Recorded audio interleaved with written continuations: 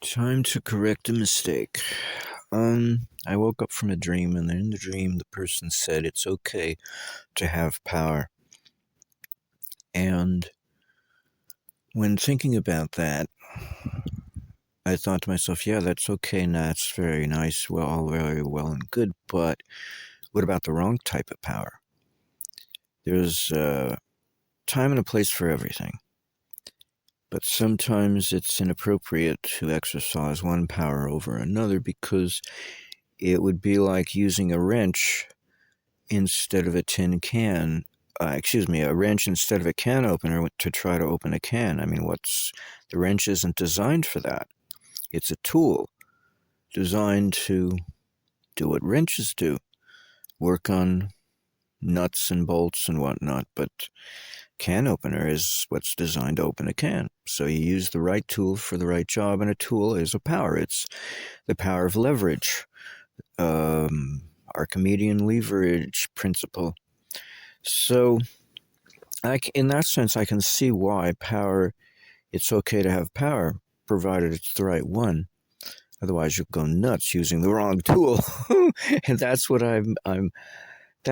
this recording is all about. So in this fourth installment of the series of my use of borax, how do I counterpoise the alkalinity of borax, and how do I counterpoise the sodium of borax? Well, I need potassium and I need something acidic to go in my electrolyte mixture that I make from scratch with water and sugar. So instead of dipotassium phosphate, which I believe I'm using in excess, and not the potassium and not the acidity of the phosphate, but the phosphorus itself, it's excessive. And the only thing that comes to mind for my next experiment to see if it's true or not is to replace the dipotassium phosphate with potassium iodide. Now, normally it's not that convenient to get potassium iodide, or to work with it, I should say. Normally it's sold in capsules or tablets or whatever, and you just pop a pill. And then I would not have the advantage of putting it in a drink, because iodide, when you dissolve it in water, usually it's not stable. It leaves solution. And that's why the only way to have potassium iodide in a stable situation is to put it in a dry form, in a tablet or a capsule or something. But since I drink up my electrolyte solution within about 12 hours.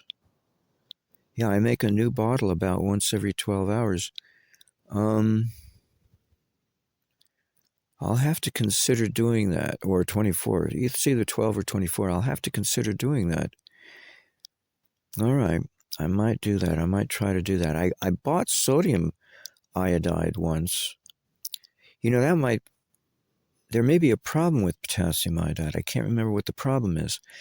With sodium iodide, it seems to be hygroscopic. In other words, it absorbs water from the air. And then you got slush in your bottle of sodium iodide. And now what do you do? It's kind of weird dealing with that stuff. Potassium iodide, I can't remember what the caveat was. There was a caveat in both instances when dealing with it, the iodide salt of iodide, either sodium or potassium in pure form. And I can't remember what it was. Does it clump and become too hard to pulverize into a powder? Does it clump up because of its absorption of moisture? I don't know. And become hard like a rock? So, at any rate, I got capsules. I'm just going to have to experiment and figure out what to do. It was a nice try because dipotassium phosphate is what they put in food. They could be putting potassium iodide, but they don't. they've been removing that from our food supply since the 1960s. They used to iodate flour, enriched wheat flour, to make sure we got enough iodine. And then up until the 60s, I don't know when they started doing it, but they stopped doing it in the 60s and they replaced it with bromilating flour. They used bromine or bromide to treat the flour. And of course, bromine pushes iodine out of the body, just like chlorine does, and chloride. And fluorine, even more so, the worst. Fluorine pushes it out very fast. That's why it's considered the stupid halogen, because it pushes iodine out of the body so fast. And iodine is the intelligent halogen. It makes us smart. And it keeps us healthy. So it's probably I'm going to have to use potassium iodide. Basically, it's my weakness to be born, it's my karma to be born weak, which means any problem that society has with nutrition, I get it tenfold. And I have to solve the problems that society has failed to solve with regard to nutrition. Because I have to make up for what the mistakes my father imposed on the family, especially upon a pregnant mother who had me for the first 2 trimesters. I have to correct that error somehow, to compensate it somehow, without necessarily fixing it. And one of the compensations is our social knowledge, our collective awareness of nutrition. So phosphate is the one used instead of iodide, in combination with potassium to, sorry for the helicopter overhead. They've decided to use this neighborhood as a route to fly at low altitude when they could have gone at high altitude. They figure we're all asleep, right? They don't figure somebody's making a recording in his car. Yeah, who would do that? Me? So society has been using phosphate because it entices a desire to consume. And I reason to myself, okay, that's what I need, except I go nuts over the weird people I got to deal with. And that tells me that I'm the one who's weird. So since iodine and iodide improves intelligence, I have to assume that phosphate does not contribute to intelligence one bit. It contributes to passion. I know that. Passion is what drives people to consume more. But it can also drive people nuts when things don't go their way in areas outside of consumption of food. Interacting with people, using that food to drive us, to motivate us to confront people and deal with things and whatnot, to have the motivation. But to do so in a passionate way is a mistake. To do so in an intelligent way is not, because that's the theme of the Aquarian age, is not passion.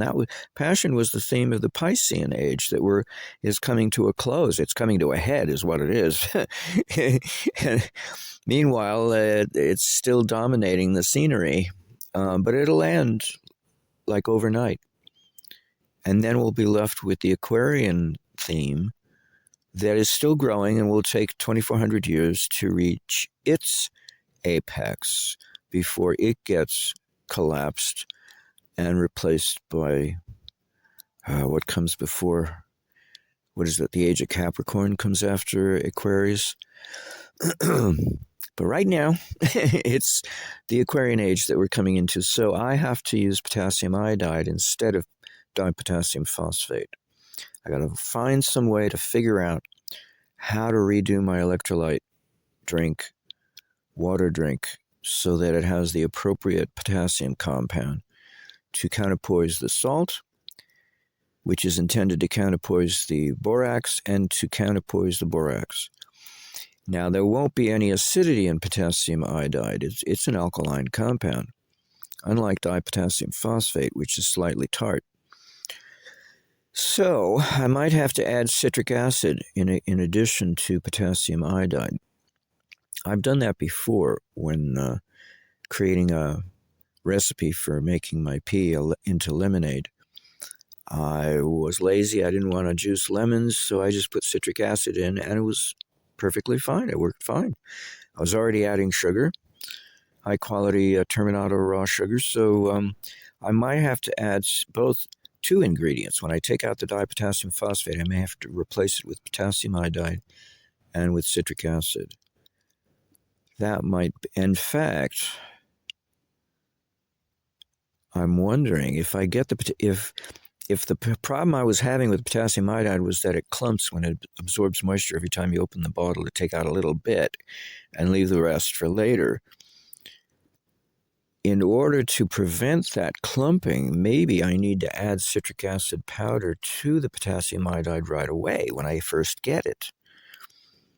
I don't know, a 50-50 mixture. I have to take a guess. I don't know, or 10% citric acid and 90% potassium iodide. I don't know what it will take, or 3-to-1, maybe 3-to-1, 3 parts potassium iodide and 1 part. So that'll make a 3/4. That'll make a 75% potassium iodide and a 25% citric acid. That might be what I'll do as my first experiment. Yeah, that might work. Okay. So that's a do. So now it's good I've done this recording. It helped me think it through. All right, that might work. All right. Well, hopefully this will be the last in the installment of how to deal with borax, unless I need to make another one and let you know how successful that experiment is. Probably one more will do it, unless there's something else I'm missing. But I think that this will be the solution, the resolution, because there's nothing wrong with dipotassium phosphate. It's just old school, and it's going out. I mean, it's going to be replaced, so why not? If I'm supposed to be so futuristic in my underpinnings, why not be the future then, in all ways and respects? Okay, sounds like a do.